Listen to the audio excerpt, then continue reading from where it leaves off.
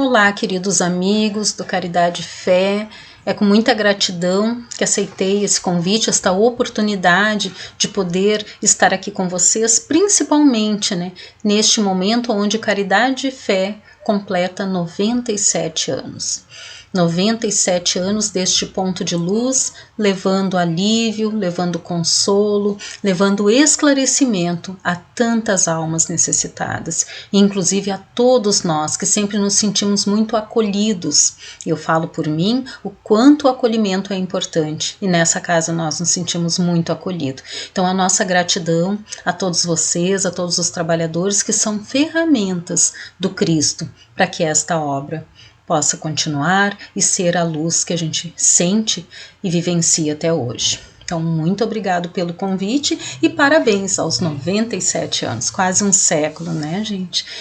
Fico muito feliz e principalmente por ter a oportunidade de buscar um pouco mais os ensinamentos do nosso mestre, para trazer hoje, neste momento, para todos nós, refletirmos juntos sobre um momento muito importante, que foi a última ceia de Jesus com seus discípulos.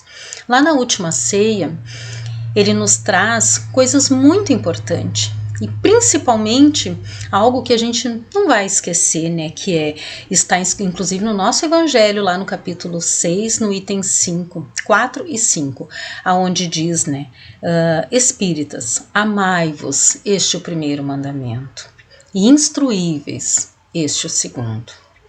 Então, que a gente lembre de todos nós temos que refletir muito sobre a importância do amai-vos e instruí-vos. E isso vem muito a refletir diante de todos nós, da nossa caminhada, nos nossos relacionamentos, que estamos um com o outro, dentro do centro espírita, nas nossas atividades, na nossa caminhada evolutiva. Porque não podemos esquecer nunca que o outro é o degrau para a nossa evolução. Necessitamos muito do outro. Jesus, naquele momento ali da última ceia, ele já estava preparando os seus discípulos para a sua partida, para o seu retorno ao mundo espiritual. Jesus ali estava, como nós podemos até imaginar muitas vezes, um pai, uma mãe, quando a gente vai preparando aquele filho que vai muitas vezes ingressar numa faculdade, que vai seguir a sua caminhada profissional, que vai muitas vezes sair do lar, vai precisar ter o seu próprio lar, e nós vamos preparar para que esse filho possa, que eles possam ir, que eles possam assumir, que eles possam atuar. E Jesus cuidou de tudo isso dessa forma, preparou eles através dos seus exemplos, dos seus ensinamentos, e principalmente na última ceia. Foi onde ele deixou orientações assim maravilhosas, na realidade falando para os discípulos, mas falando na realidade para todos nós, porque todos nós somos os seus discípulos. Ali, inclusive, Jesus é bem interessante porque ele deixou naquele momento que eles crescessem. Muitas vezes nós precisamos fazer isso até com os nossos filhos, para que eles cresçam, para que eles atuam, para que eles possam realmente fazer, andar com suas próprias pernas, como muitas vezes dizemos. Para isso a gente deixa também, nós fazemos o nosso exemplo, nós instruímos, e Jesus fez tudo isso de uma maneira muito amorosa, de uma maneira muito disciplinada e amorosa, mostrando o verdadeiro amor àqueles que estavam ali. E nós vamos encontrar a promessa de Jesus. Essa promessa de Jesus que ele fala que mandaria outro Consolador.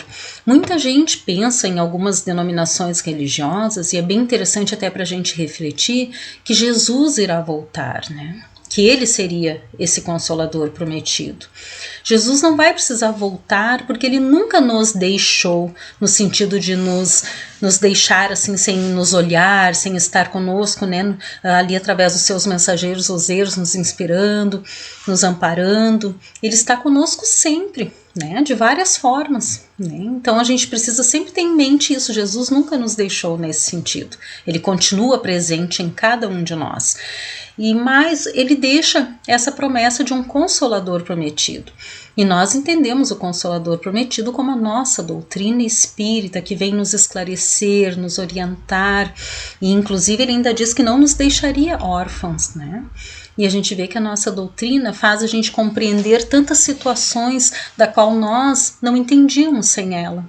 Quantos de nós muitas vezes pensamos que antes de nós conhecer o Espiritismo, nós tínhamos uma ideia de relação, né, de relacionamento, de relação com o próximo, de relação comigo mesmo, de como eu me enxergo, de como eu enxergo o outro, e hoje a gente passa a ver também que nós somos herdeiros de nós mesmos, entendemos a reencarnação, nós entendemos o livre-arbítrio que temos cada um de nós, e nós podemos pensar nessa existência da vida futura, a vida além da matéria, tudo isso que nos envolve no nosso cotidiano, no nosso dia a dia, que são questões que nos vêm à mente por perguntas que nós precisamos de respostas, e a doutrina espírita vem nos responder. Então é muito importante esse Consolador, que realmente ele vem nos esclarecer e nos consolar, e ficará para sempre conosco, como ele mesmo diz, né? Ele é tão, se nós formos ler lá nas obras básicas, ele é tão atual como hoje, se nós formos pensar na nossa caminhada, né? Então eu penso assim que é muito importante a gente relembrar um pouquinho lá esse capítulo 6 do Cristo Consolador, que nos traz bastante informações. E eu trouxe também aqui para nós de Emmanuel, que é bem importante, que ele diz assim, né? A lição 30, o amor, no livro Pensamento e Vida.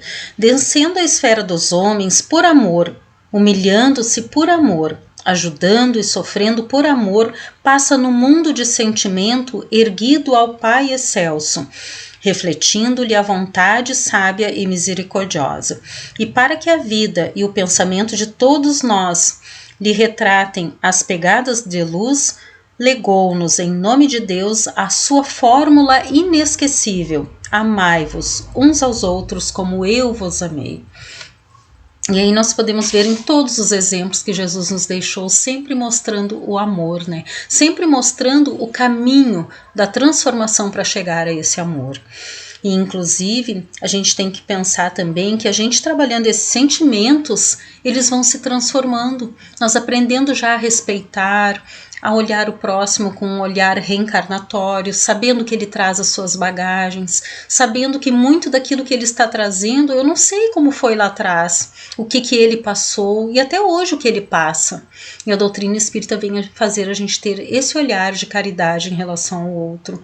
E como nós estamos nesse sentido, né? Jesus já trouxe essa questão toda lá na última ceia, para que a gente possa entender, transformando tudo isso na caridade. Né? A caridade de olhar o próximo como alguém que também está ali, necessitando de um olhar amigo, necessitando de uma mão estendida, necessitando muitas vezes, e Jesus era muito... Nossa, se nós formos pensar, esse nosso irmão maior nos deixou um exemplo incrível, né? Até mesmo na sua escolha dos discípulos, e depois nós vamos chegar lá para a gente poder entender um pouquinho mais, né? Então, na realidade, é um apelo que Jesus faz, a lei de amor é um apelo para que a gente chegue à fraternidade universal, né, de toda, né, a humanidade um dia, trabalhando lá naquele pequeno núcleo nossa família para ir levando isso a outros lugares, dentro dos centros espíritas. Não vamos encontrar muitas vezes aqueles que vão pensar da mesma forma que nós, com certeza, né, porque temos as diferenças. Lá na Santa Ceia, que alguns chamam Última Ceia, né, esse encontro último que Jesus ceiou ali com seus discípulos, tem um momento, quando a gente vai ler, que está lá em João, né, João 13, 4 e 5, que é quando Jesus lava os pés dos discípulos. Esse momento ele mexe tanto conosco, ele faz a gente refletir em tantas coisas que é bom a gente pensar um pouquinho. Porque ele está ali falando de todas as suas orientações para os seus discípulos, falando, né? Imagina, né? Aquele irmão mais velho nos dando todo aquele manancial, assim, aquele caminho a seguir. E de repente ele levanta, ele pega uma toalha, ele bota água numa bacia, né? E bem interessante que ele vai em um por um dos seus discípulos e lava os pés.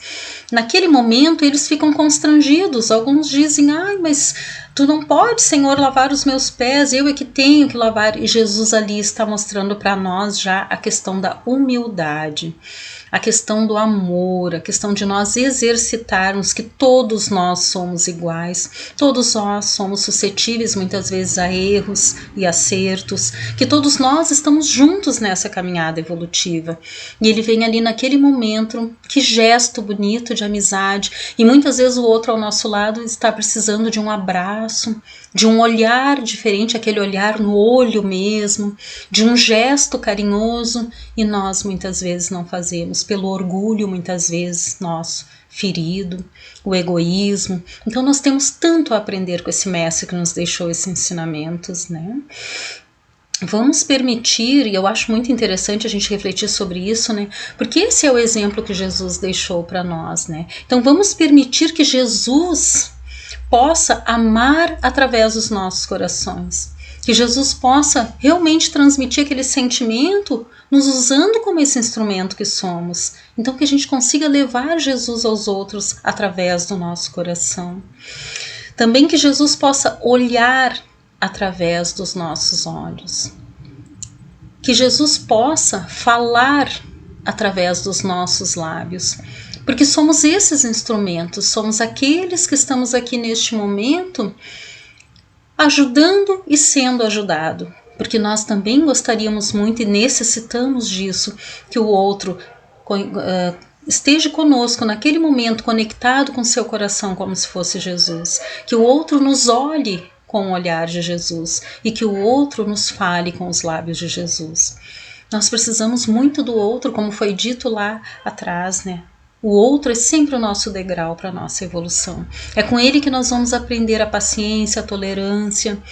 Quantas vezes necessitamos isso do outro? Que o outro nos tolere, que nos perdoe, que o outro nos dê a mão na caminhada. Precisamos olhar para o nosso irmão, porque não estamos por acaso onde nos encontramos. E aí nós podemos pensar, precisamos analisar uma situação também bem importante. Como é que Jesus escolheu esses discípulos? Quando a gente vê o vídeo Jesus escolhendo os discípulos, coloquem lá para vocês verem. É muito lindo e emocionante. Quando ele escolhe os discípulos, nós podemos pensar... Ele poderia, naquele momento ali, escolher um profeta, alguém que já tivesse trabalhado os sentimentos em seus corações, mas não, ele procura, se nós formos pensar, exatamente aqueles que são como nós, ainda muito imperfeitos, né? Claro, se nós formos pensar nas escolhas de Jesus, nós tivemos ali quem o traiu, nós tivemos quem o negou, nós tivemos aquele que era mais impossível, nós tivemos aquele que duvidava. Isso é realmente as imperfeições que todos nós carregamos. Todos nós temos essas imperfeições também. E Jesus escolheu esses, porque sabia que poderia trabalhar no coração de cada um a sua transformação. E depois nós fomos sentindo isso. Com o retorno de Jesus à espiritualidade, a gente viu o quanto isso foi trabalhado no coração desses irmãos. Quanta coisa eles fizeram na divulgação, né, de Jesus, levando seus exemplos, trabalhando como Cristo. E nós somos esses tarefeiros hoje, mas precisamos nos transformar, né, interiorizar esse Cristo em nós, para que a gente possa ter um olhar caridoso. Eu trouxe para a gente refletir um pouquinho sobre um filme que eu acredito que todos vocês já tenham assistido, mas eu acho que é bom para a gente repensar um pouquinho. Se não assistiram, assistam, porque vale a pena. Que é o filme Náufrago, onde o Tom Hanks é o ator principal. Ele está indo numa viagem a trabalho de avião e esse avião cai no oceano e ele acaba indo para uma ilha deserta. Acredito que a maioria de vocês já assistiram. É muito lindo e emocionante, ao mesmo tempo mexe muito conosco. Nessa ilha ele ficou durante 4 anos, sem ver ninguém, né? Sem ele ter o outro do seu lado, porque nós necessitamos do outro. Então o que ele faz? Ele pega uma bola e nessa bola, com o seu próprio sangue, ele desenha ali os olhos, ele desenha uma boca, ele faz cabelo com as folhas que ele encontrava pela ilha, e ele larga aquela bola, onde ele vai ele leva ela junto, e ele larga ela na frente dele e começa a conversar com aquela bola, ele dá o nome de Wilson, e ele começa, tá, tudo bem, eu não vou fazer, porque ele pensou até em suicídio por estar ali sozinho, e o galho quebra, ele não conseguiu se suicidar, e, né, porque tudo... né? Foi planejadinho para que acontecesse no filme daquela forma, e ele começa a falar para essa bola como se fosse alguém: não vou fazer mais, eu não vou fazer, como se a bola estivesse cobrando dele que ele não fizesse. Ele começa a conversar com essa bola como se aquela bola fosse o seu irmão, seu amigo que estivesse ali, alguém, porque ele precisava do outro, e nós também precisamos do outro. Nós precisamos sempre daquele que muitas vezes vai nos dizer aquilo que não é aquilo que a gente quer, aquilo que a gente gostaria que fosse dita, mas é o que necessita muitas vezes até para que eu possa olhar para mim mesmo e ver no que eu preciso melhorar. E dentro do centro espírita nós talvez vamos encontrar muitos, né? Com certeza, porque como família ali estão reunidos afetos e desafetos, mas todos de acordo com a nossa programação reencarnatória.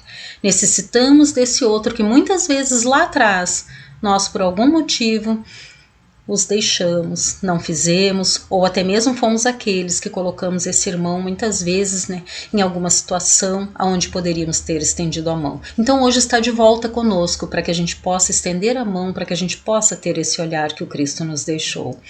O instruí-vos que Jesus diz é a gente buscar o ensinamento, questionar, buscar, mas sempre respeitando também a opinião do outro, porque muitas vezes a minha verdade não é a mesma dele, e aí nós não somos todos, né, maduros no mesmo degrau. Estamos um aqui, outro ali, outro precisando da mãozinha para poder subir um pouquinho mais, outro ainda está lá atrás, e nós precisamos ter essa caridade até de compreensão.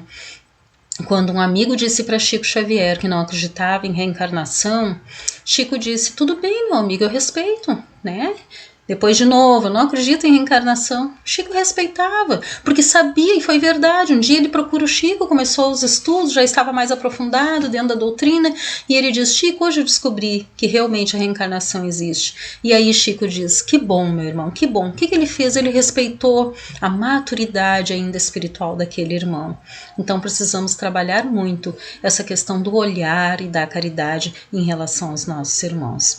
Eu gostaria muito de indicar uma obra para vocês, que é do Divaldo Franco, por diversos espíritos, né? Que diz Aos Espíritas, né? Coletânea de mensagens psicografadas sobre a unificação e o movimento espírita e os espíritas, onde aqui fala muito da importância dessa união, da importância de estarmos juntos. Que no Caridade e Fé, como em todos os pontos de luz que existem por aí, a espiritualidade benfeitora esteja ali pronta, sempre envolvendo cada vez mais esses companheiros de jornada, em que eles possam sentir através do amor que desenvolvem um com o outro dentro dos centros espíritas e fora dele.